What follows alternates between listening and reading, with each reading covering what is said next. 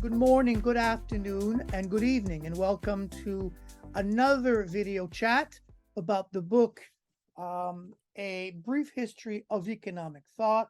Today's guest is Guglielmo Forges Davanzati. He is an associate professor of economics at the University of Salento in Italy, where he teaches political economy and labor economics. He is the author of numerous papers on the monetary theory of production and on topics in the history of economic analysis. Among his publications, he's published the book Ethical Codes and Income Distribution, a study of John Bates Clark and Thorstein Veblen with Routledge. And in fact, we are currently with Stefano Lucarelli preparing an edited book on the monetary circuit. Professor Davanzati wrote the chapter on Thorstein Veblen, and today's chat will be on Veblen. So welcome and thank you for agreeing to sit down with me to talk about Veblen. I read your chapter, of course, and I found it very interesting, and I learned a lot about Veblen.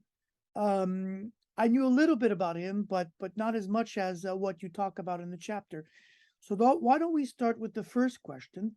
Who was Veblen, and then who was he relative to Keynes? Veblen is an almost neglected economist in the history of economic thought. He was born in 1857 and he grew up in the isolated Norwegian township of Wheeling in Minnesota. He was a student of John Bates Clark, the neoclassical writer. He worked as a teaching fellow at the University of Chicago, and due to his non-academic attitude, he had a difficult academic career.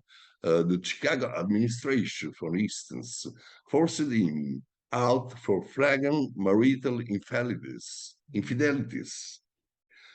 He started his research dealing with the philosophy of Immanuel Kant, and his main works are The Theory of the Leisure Class, 1899, and The Theory of the Firm, 1904. And who was relative to Keynes? Yeah, the theoretical links between Veblen and Keynes are mainly the following. First, like Keynes in the Treatise on Money, Veblen proposed the theory of endogenous money. He maintained that the firms need finance from the banking system and they need credit because both innovation in a Schumpeterian meaning via the acceleration of capital turnover and advertising, and they are costly, both innovation and advertising. Veblen suggested that banks as a whole can create money out of nothing that is ex nihilo. Insofar as money, he stressed, is a social construct, the production of money does not face problem of scarcity, and as a result, there are no technical limits to its expansion. In such a context, money supply is endogenous and demand-driven. Veblen writes that, I quote, the banker can create a new volume of credit. Randall Ray, a contemporary American economist, considers that Veblen describes a pure credit economy. The second link between Thorstein Veblen and J.M. Keynes is that, as Keynes, like Keynes, Veblen supported the view that first, the capitalist economy is unstable, that the capitalist economy is a monetary theory of production, and as the Randall Ray emphasizes, and that its development depends on the functioning of the credit market. That is, it is a bank's decision on the interest rate and on credit rationing to produce the dynamics not only of private investment, but the dynamics of economic growth, which ultimately depends on banks. Moreover, Veblen also considers the role of aggregate demand in establishing the level of output and of expectation in orienting private investments. Now, listening to you, it's very interesting how much he shared with Keynes. Now, Keynes was, a very important economist, wrote the General Theory in 1936. What year was the Leisure Class written? In 1899, he So he published came, it, so he came much before Keynes. much before Keynes, of course. He Yeah, was not a Marxist, moreover. yeah, yeah. Now, He is a very original thinker. He's the founder of American institutionalism. yes. Now, I want to get into some of the ideas of Veblen, especially his emphasis on institutions. Yeah. Well, I will start from the idea that Veblen opposite the neoclassical view that agents behave rationally. In the neoclassical world, as you know, the individual utility function reflects exogenous preferences, that is, tastes which are not considered disputable. Agents in the classical world, both consumers and firms, are assumed to have perfect information and to maximize their objective function. That is, as you know, utility for consumers and profit for firms. That is the gustibus non est disputandum, as Latini says. Neither history, both individual and collective, nor power relations, nor the social environment are considered relevant in informing individual preferences. By contrast, Veblen pointed out that habits and customs are the dominant motives for economic behavior. Habit means behaving as one has always done. Customs means behaving as others do, following the dominant institution. Institutions are defined by Veblen as, I quote, prevalent habits of thought with respect, I quote, to particular relations and particular functions of the individual and of the community. Institutions to Veblen are selected in the process of social evolution according to the principle of natural selection. In other words, Veblen thought that the existing institutions must be the most efficient institution in the course of historical evolution. Economic behavior, according to Veblen, is driven by what he calls instincts. There are two main instincts. The first is invidious comparison, typical of the leisure class. The accumulation of wealth is stressed, and its consequent ostentation is not a result of the purpose of satisfying need via consumption, but it is an intermediate goal in order to gain reputation, esteem, and respect within a given social group. That is horizontal emulation. In other words, consumption is not an end in itself, as in the standard neoclassical view. It is above all a means to excel. It is connected with waste. The second instinct is the instinct of workmanship, that is the propensity to behave in an efficient manner, exploiting the existing social and industrial knowledge that is applied research, I would say, in contemporary terms, in contemporary economies. The instinct of workmanship is opposite to inertia. To Veblen, social and psychological inertia favors conservatism, slowing the process of institutional change. And finally, one must remember that Veblen refers to an instinctive resistance to change. Thank you. You mentioned the leisure class and consumption. Can Yeah. you elaborate a little bit more on that? Yeah, the leisure class in Veblen's work is the ruling class. Is the ruling class. Veblen was mainly referring to the ruling class of the United States of of his time at the end of the 19th century and described its habits and customs at the time. He maintains that the main feature is ostentation by means of conspicuous consumption. The leisure class is interested in preserving its reputation. Hence, a mechanism of competition in consumption operates within this class and between social classes. Consumption is not desired for itself, but as a means to excel and to display superiority. On the macroeconomic plane, according to Veblen, this generates waste. The leisure class consumes luxury goods, what we sometimes name now Veblen goods in some textbooks in microeconomics, in contemporary microeconomics. These goods are such that a high price is per se a mark of beauty, so that as the price increases, the quantity demanded also increases. You have a positive sloped demand curve in Veblen. You cannot find a graph in Veblen, but this is the idea.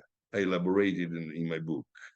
This happens because a high price makes their consumption impossible for low-income consumers. It is exclusion in a sense, so that only the rich can acquire them.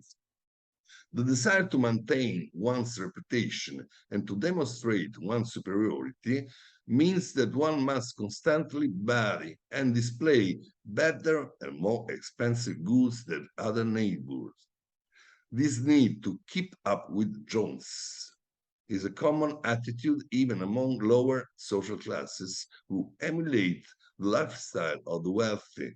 In a sense, as I elaborated and I wrote in my book, Ethical Codes and Income Distribution, there is both an horizontal emulation, fashion in a sense, in contemporary words. This is not a word of Veblen, and a vertical emulation, where fashion, as we say today, is a creation of the leisure class, interesting mainly by means of education, of the control of the school. According to Veblen, humanities are the main instrument by which the leisure class control our minds, because humanities is the contrast of technical efficiency with the very revolutionary ingredient for a better, is not anti-capitalism, but for a better organization of society. And finally, the leisure class is interested in preserving the existing social order, and this does this mainly by means of controlling education and schools, and the leisure class aims to avoid social conflict and to preserve its power and status. Thank you. You know, in listening to you talk, I am reminded of how relevant Veblen is Mhm. today. How relevant Yeah, he is today. yeah, You know, for someone who wrote in the late 19th century, it is extremely relevant to analyzing society today. yeah. So, I Um, use it. Yeah, yeah. One last question is Veblen's discussion of the firm. yeah. Could you elaborate a little bit on that, please?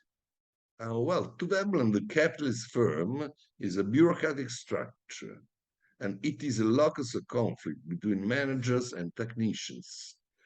The conflict between businessmen or manager and technicians is based on two different and opposite goals they pursue, and as a result on the different and incompatible habits of thought. That is the search of money for money profits on the one hand, and the pursuit of knowledge on the part of technicians and applied scientific research on the other hand.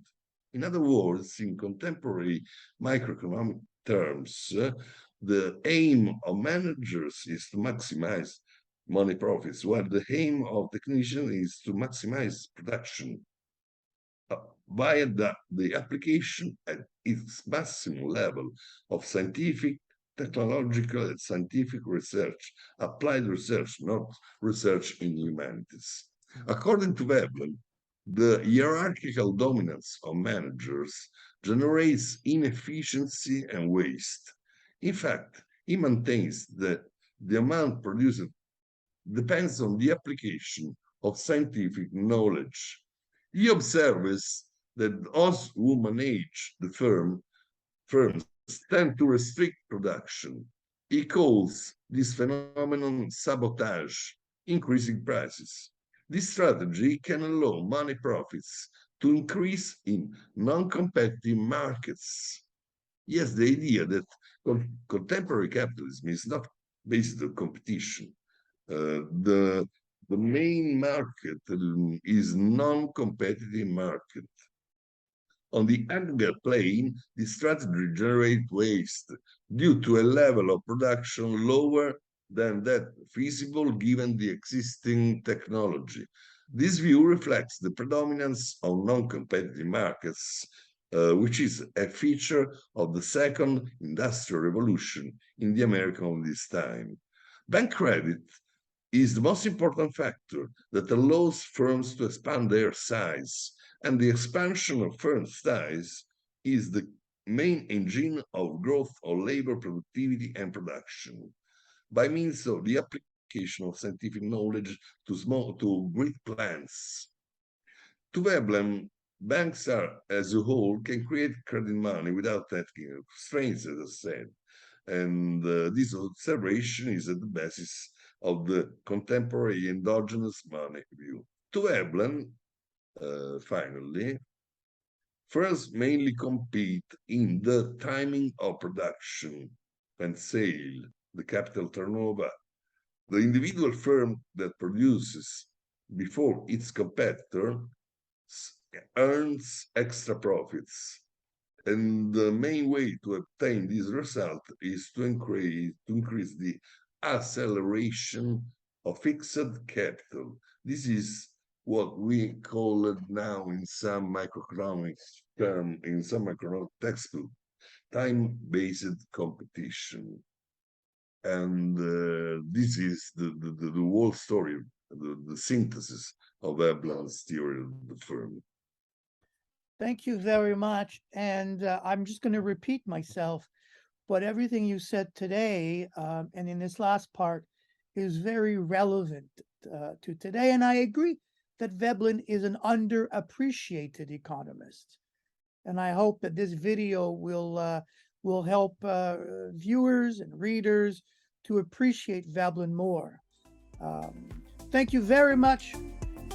Thank you for tuning out, Luis. and we'll see you soon. Thank you. Bye-bye. Bye-bye.